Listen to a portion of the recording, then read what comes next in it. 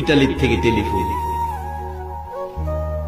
হুজুর, আমরা সারা ইটালি আপনাকে নিয়ে আলোচনা করছি, আপনার ওয়াজ বাস্তব। কেমন? ইটালি একটা বাংলাদেশি ছেলে মারা গেছে, যার বাড়ি বরগুনা, বরিশাল বরগুনা।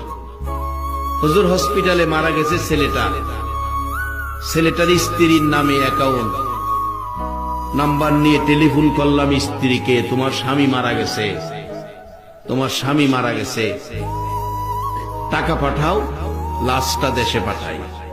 স্ত্রী বলছে, আল্লাহ সাক্ষী, মিথ্যা কথা বললে জিহ্বাটা কেটে নেব। ওই ইটালির থেকে ফোন করে 15 মিনিট কথা। হুজুর বললাম, টাকা পাঠান, আপনার স্বামীর লাশটা দেশে পাঠায়। স্ত্রী বলছে, হায়াত নাই, মারা গেছে, লাশ আইনার কি লাভ হবে? যদি সিস্টেম থাকে হেদে সেই মারি দেলাই। ঢাকা উত্তরা বাড়ি করছে, স্ত্রী উত্তরা থাকে।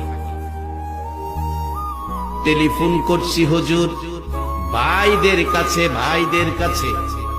ভাইয়েরা ভাই মারা গেছে, খবর শুনে কাঁদতে শুরু করছে। ডাকতেছে, ভাইরা,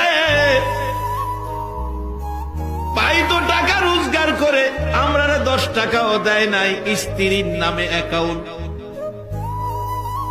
আমরা 10 টাকাও পাই নাই, আমরা গরিব মানুষ। তোমাদের কাছে অনুরোধ করি, আমার ভাইয়ের লাশটা তোমরা পাঠাইয়া। মার কাছে টেলিফোন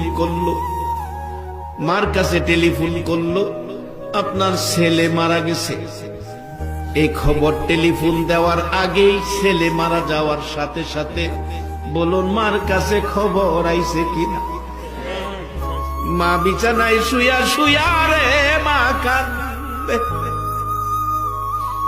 আশপড়শি মানুষগুলো জড়ো হইছে, প্রশ্ন করে জিজ্ঞেস করে, কেন কান্দেন? দরদি মা জবাব দেয়, জানি না কেন কান্দি, একটা কথাই জানি, কেন জানি আমার কলিজায় আগুন লাগছে। বলুন, দেশে হোক আর বিদেশে হোক, সন্তান যদি কোনো বিপদ অ্যাক্সিডেন্টে পড়ে, দুনিয়ার কেউ জানে না, বলুন খবর আগে জানে কে? আরে মা বাবার কথা মতো যেজন চলে না, বলুন মা বাবার কথা মতো যেজন চলে না, আল্লাহ নবীজির দয়া তারা পাবি না। আইরে আল্লাহ নবীজির। মা বাবাকে দুঃখ দিলে নামাজ রোজা যাই বিফলে, মা বাবাকে দুঃখ দিলে নামাজ রোজা যাই বিফলে, মার কলিজায় আঘাত দিলে খোদা সহে না, মার কলিজায় আঘাত দিলে খোদা সহে না, আল্লাহ নবীজির দয়া তারা পাবি না। আইরে আল্লাহ নবীজির দয়া। মা খবর পেয়ে গেল, কলিজায় আগুন জ্বলল। টেলিফোন করছে ছেলেটা মার কাছে, শোনা যায় মা বিনায়া কান্দে। ছেলেটা বলেন, হুজুর প্রশ্ন করলাম, কাঁদতেছেন কেন? একটা খবর শোনানোর জন্য টেলিফোন করেছি। মা জবাব দিচ্ছে, কি খবর শোনাইবি রে? খবরের আগেই দিয়ে আমার কলিজায় আগুন জ্বলতেছে। খবর শোনার আগে যার কলিজায় আগুন জ্বলে গো, বলুন এই মানুষটাকে? এই মা বাবারে যদি কেউ মশা কামড় দেওয়ার ব্যথা দিয়া থাকো, মনে রেখো নামাজ রোজাই তোমার কাজ হবে না। বহুত নামাজি রোজাদার আমলদার জাহান্নামে যাইব, কোরআন বলছে। আমিলাতুন নাসিবাতুন তাসলা নারান হামিয়া।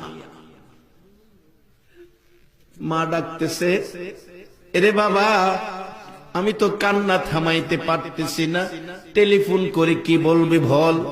মাগো, আপনার ছেলে মারা গেছে, এবার বলুন মার কান্না বাড়ছে না কমছে?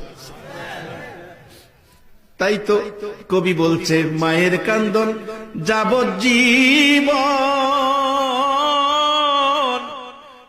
2-4 মাস বনের কান্দন রে, ঘরের পরিবারের কান্দন কয়েকদিন পর থাকে না।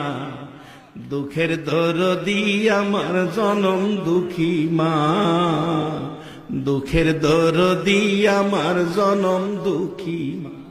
ওই ছেলেটা বলছে, হুজুর মা কথা বলতে পারে না, এই খবর শুনে কান্নার জন্য ডাকতেছে, বাবা আমার ছেলের লাশটা তোমরা আমি মার কুলে ফিরাইয়া দাও।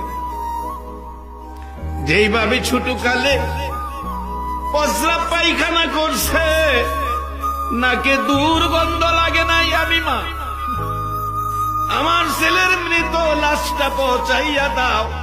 আমি এই দুর্গন্ধযুক্ত লাশটা আমি মা কোলে লইয়া কলিজা ঠান্ডা করব।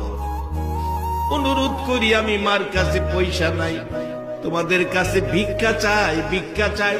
আমার ছেলের মৃত দেহ লাশটা আমি মার কাছে ফিরাইয়া দাও। হুজুর মায়ের কান্না শুনে আমাদের সহ্য হয় নাই।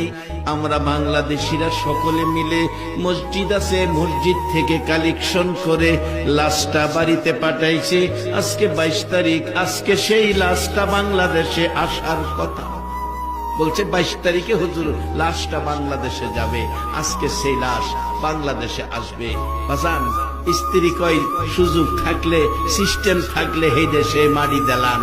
আর ভাইয়েরা কান্দে, টাকা নাই কি দিয়ে আনবো। মা বলছে ভিক্ষা চাই, আমার ছেলের লাশটা ফিরাইয়া দাও। এই মারে যদি 3 টুকরা করা হয়, বলুন এই জাতীয় উম্মতের সুপারিশ আমার নবী করবে কিনা?